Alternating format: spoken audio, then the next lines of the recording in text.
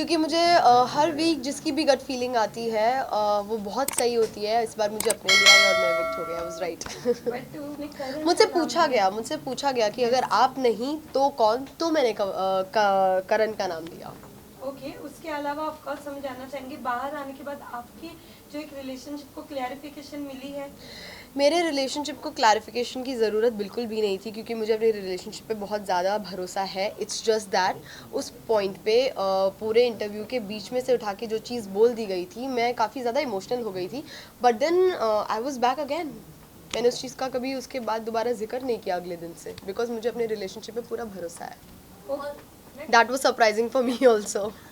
I don't know, I think ये सवाल हमें मेकर्स से पूछना चाहिए कि उनको ज़्यादा बेटर पता है, बिकॉज मुझे टॉप 2 की चीज़ भी नहीं पता थी, मुझे ये चीज़ भी नहीं पता है।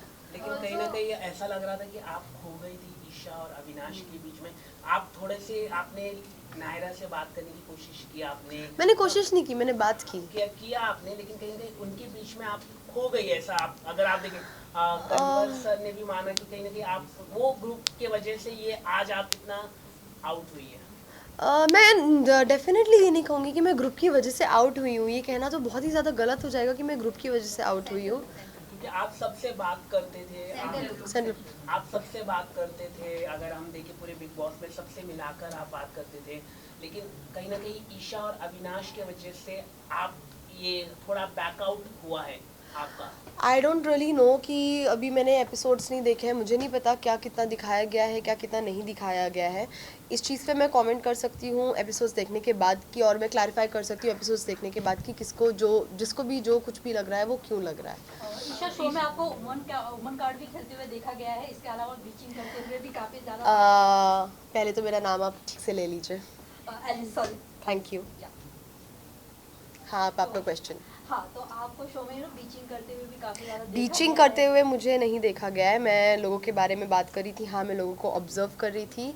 हाँ, मैं लोगों के बारे में ओपिनियंस फॉर्म कर रही थी। मैं अपने दोस्तों के साथ डिस्कस कर रही थी, वो मेरे साथ डिस्कस कर रही थी, जो गेम का एक बहुत अहम पार्ट है।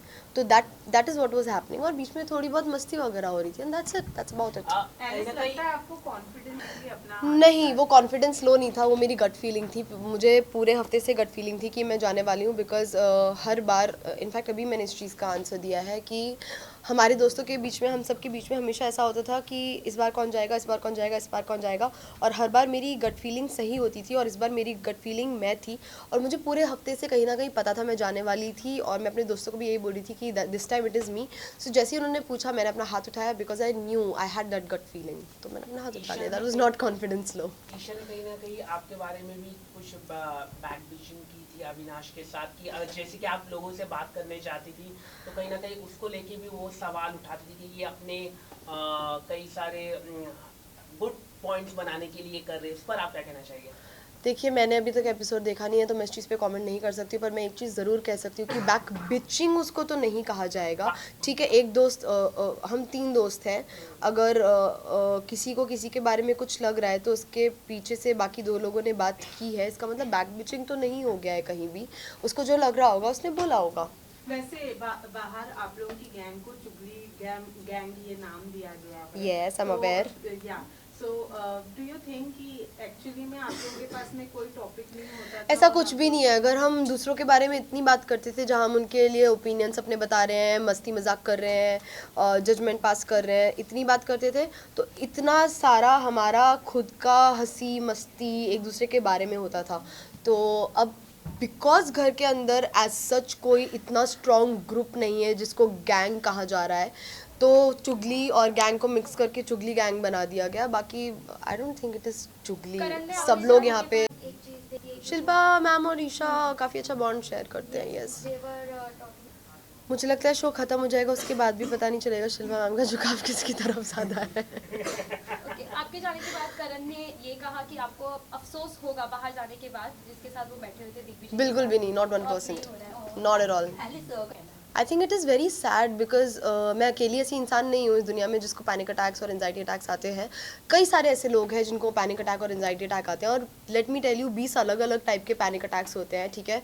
उसमें से एक ये वाला भी होता है जहाँ इंसान शिवर करता है. मुझे खुद को कई अलग अलग टाइप के आते हैं, तो जहाँ इंसान शिवर करता है, और उस टाइप में मैं शिवर करी थी. I am very aware of the video जिसके बारे में आप बात कर रहे हैं, जिस इंसान के बारे में आप बात कर रहे हैं, and it is very sad and it is very disheartening कि उस चीज़ के बारे में आप मजाक उड़ा रहे हो, किसी की मेंटल हेल्थ का मजाक उड़ा रहे हो. सो that's just not cool.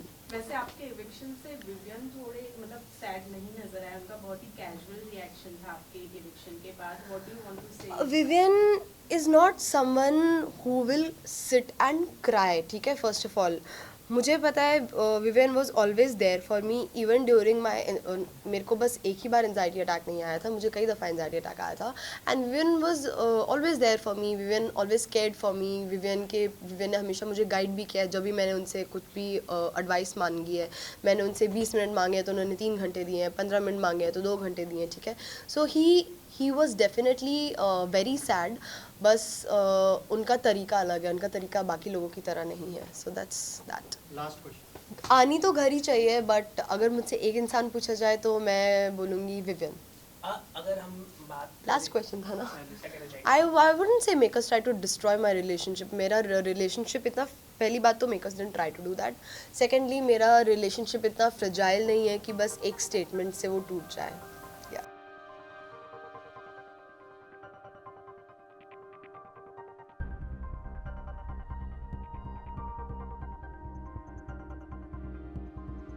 अगर आप ये वीडियो YouTube पर देख रहे हैं तो हमारे चैनल को सब्सक्राइब कर बेल आइकन दबाएं, और Facebook पर देख रहे हैं तो हमारे पेज को लाइक करें. 8 मिलियन प्लस सब्सक्राइबर, आपके इस भरोसे के लिए बहुत धन्यवाद.